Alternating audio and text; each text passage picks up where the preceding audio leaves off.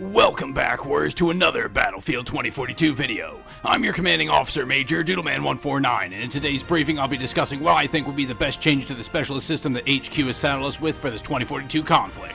The brass is talking about organizing these specialists into classes sometime next year. As such, I felt it was my duty to put my 2 cents in here, so here they are, soldiers. First things first, how should each of these specialists be categorized? Well, if we are going with the classes that currently exist in this conflict, then we'll have Assault, Engineer, Support, and Recon Specialists. Assault should focus on taking out enemy infantry. Engineer should focus on enemy armor. Support soldiers should keep our troops alive and supplied, and Recon soldiers should gather intel for our team. In this layout, I feel that McKay, Sundance, Zane, and Dozer fit perfectly well into the role of Assault. McKay and Sundance are capable of advanced movement and can easily flank the enemy and catch them by surprise. Zane is capable of striking multiple foes behind cover at once with his airburst rifle, and his perseverance trait lets him get back into the fight faster. Dozer is capable of pushing hostile positions thanks to his nearly impenetrable riot shield. All the focus is clearly on eliminating infantry. For engineers, I've chosen Lease, Rao, and Crawford. Lease has a fairly powerful rocket launcher that can be exceptionally deadly in the right hands. Rao can use his hacking ability to make quick work of hostile aircraft and can disable other armor to temporarily render it ineffective. Crawford currently doesn't have an anti-vehicle role, but my suggestions later will remedy that. In the support role, Angel and Falk are obvious choices, but I've also chosen to put Irish in this role as well. Angel and Falk both have quick revives, with Falk being able to fully restore an injured soldier. Angel is capable of resupplying allies with ammo, both from his satchel and from his call-down loadout crates. Irish is capable of deploying instant cover and trophy system to intercept hostile explosives. With this assignment, Irish would also be able to revive any ally as well. More on his changes later in this briefing. And lastly, in the recon role, we have Casper, Pike, and Boris, 3 specialists who deploy advanced tech to the front lines with intel gathering and offensive capabilities. Casper has a personal drone that can be deployed to remotely spot enemies and deliver EMP blasts to hostile vehicles, temporarily disabling them.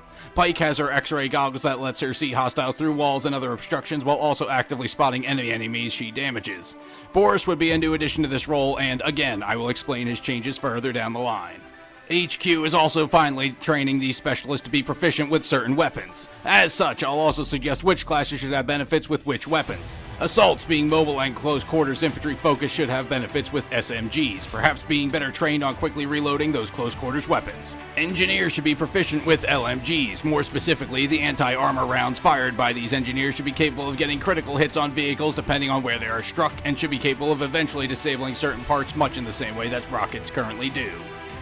For supports, these soldiers should be proficient with assault rifles. These weapons are great for medium-range fighting and are essentially the jack-of-all-trade weapons, meaning that they can perform in whatever environment a medic would find themselves in. Seeing as supports would be better trained in knowing the human body, they should also be able to fire these rifles at certain areas of enemies to delay their healing, essentially making their wounds take longer to heal both with and without aid. And lastly, Recon, seeing as they are all about information gathering, should all be more proficient with sniper rifles. When using these weapons, they should have a longer time of holding their breath while also being able to actively spot enemies with their snipers for a few seconds if using a special scope. With the organizational portion out of the way, let's move on to how I think the individual specialist could be refitted to better perform on the battlefield. For Webster McKay, nothing would change. His active and passive training would remain, as well as the Gadgets HQ has already decided to saddle him with come the middle of the Season 3 of this conflict. Please see my previous briefing regarding the direction HQ is looking to take specialist organization. A link to it is in the top right corner of your HUD. For Sundance, again, very little would change. The only change I would suggest would be the removal of her anti-armor grenade entirely. It is less than ineffective, and she could instead have a larger cluster of grenades deployed from her cluster grenade. Dozer is perfect as he is, just like McKay and Sundance. The only addition I would add would be given an EOD suit that he wears, he should be capable of pouncing on hostile grenades to eat the entire blast, saving nearby friendlies from damage. Doing this would only make him take slightly more damage, still not enough to outright kill him from full health, but enough to be a single bullet from death. Rashid Zane, being the newest specialist employed by the brass, will require some more time in the field to see if his equipment is balanced enough, but so far the airburst rifle is not a massive game changer on the battlefield, and his perseverance trait can easily be countered by simply continuing to deal damage to him. As of now, Rashid is yet another very well balanced specialist in our employ. Lease, as much as I dislike deploying with her, should remain mostly the same. The only change I would recommend is that R&D get into her rocket launcher to see if there is some way for her to reload quicker. The fact that this heavy-ass rocket cannot eliminate an LATV-4 in a single shot makes it all the more painful when a second rocket takes so long to get ready. Crawford, as I've stated from the beginning, should be an engineer. There is nothing in his abilities that makes him suitable as a support specialist. However, given that his Vulcan turret is only useful against infantry and light vehicles, I'd like to make another recommendation to the R&D department. Outfit Crawford with a deployable autocannon instead of a minigun. This would allow him to still be effective against infantry and still deal moderate damage to all forms of armor. His passive training should allow him to more quickly repair friendly vehicles and more easily cut into hostile vehicles with the blowtorch. I've shifted Rao to the engineer class as his abilities are most useful against hostile armor. His cyber warfare suit is capable of hacking both infantry and vehicles, but I cannot think of a single time I was hacked while on foot. As such, he should also be able to wield a variety of rocket launchers in order to take advantage of the vehicles he cripples with his hack ability. This change would undoubtedly make chopper hunters very happy. Angel is another specialist that I feel is perfectly fine as he is. Angel is not as well versed in medicine as Falk, so his patient shouldn't come back to full strength. Another idea would still be to allow friendly soldiers to take ammunition directly from Angel's backpack, requiring no interaction on his part. This would help solve the issue of ammo packs being thrown to soldiers who just completely missed them despite the ammo seeming to fly straight through them. However, a soldier can't just take all the ammo though, so there would still be the same cooldown as there is on the ammo and medical crates. Falk is another one that is nearly perfectly balanced. As such, she should remain the same. Irish being added to the support class has opened up some possibilities with retraining him. His deployable cover and APS system should remain in his hands, but I also feel he should be able to hand out armor to other soldiers, much the same way that Angel did at the beginning of this conflict. This could be engaged in a similar manner as when Angel switches from his ammo pouch to his loadout beacon.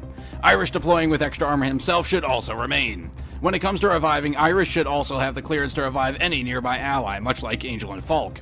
However, given he isn't truly a medic, his revive speed would be the same as every other soldier. Casper makes it onto the list of specialists who are doing exactly what they should be. However, his drone could use some work in the shop to extend its EMP range ever so slightly. Jisoo has always been a contentious specialist when it came to her being classified as a recon soldier. She does in fact gather intel on enemy positions, but this intel is only available to her, and she can effectively use it to assault the enemy, making a strong case for her switching classes. However, if there are tweaks to her gear, she could be much more effective in her current role. For one, her scanner could be set to only send out scanning pulses when she isn't moving, preventing those hyper-aggressive pushes using what is essentially wall hacks. Also, her pulses could show hostile outlines for her entire squad instead of just herself. The same would go for her offensive spotting capability when she damages hostiles. Boris was another soldier that took a little bit of brainstorming to figure out where to put him. His turret is undoubtedly infantry focused. However, as it's currently manufactured, it is next to useless. Instead, I'd advocate for Boris to be able to manually control his turret, much like Casper can. This would allow for the turret to be far more effective in its role while also providing visuals on the enemy, allowing for them to be actively spotted. His passive training would allow his turret to passively spot enemies at a much shorter range than it manually would. Overall, for recon soldiers, I feel that any time they spot a hostile, they should be actively spotted with a red marker above their heads for a few seconds, indicating their whereabouts. So that is all, Warriors. That concludes my coverage of the specialist changes I hope to see earlier next year. DICE has finally listened to the rank and file. Unfortunately, it's going to have to take them over a year of fighting to implement this basic organizational change. Pretty sad from my perspective. So what did you all think of my suggested specialist changes? Did you like anything you heard, or do you think your CO has completely lost his shit? Permission to speak freely is granted.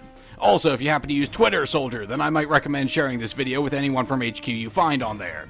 It would be helpful to get these ideas to the higher-ups while also spreading word of my briefings. Your CO would greatly appreciate it.